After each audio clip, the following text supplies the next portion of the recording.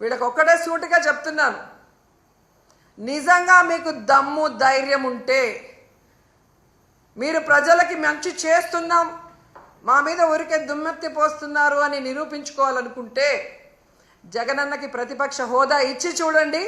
జగనన్న అసెంబ్లీకి వస్తారు.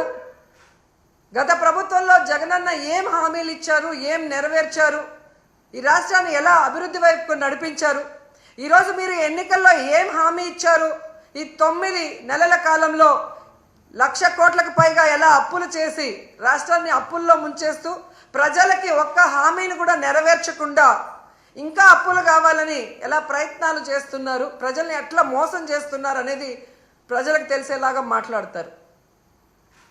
లేదు మేము జగన్ని రానివ్వము అంటే మేము ప్రజల మధ్యకు వెళ్ళి ప్రజలతో కలిసి పోరాటం చేసి మీ అవినీతిని, మీ తప్పుల్ని ఎండగట్టి మీ మెడలు వంచి ప్రజలతోనే మిమ్మల్ని తరిమి కొట్టిస్తామని కూడా ఈ సందర్భంగా తెలియజేసుకుంటున్నాం.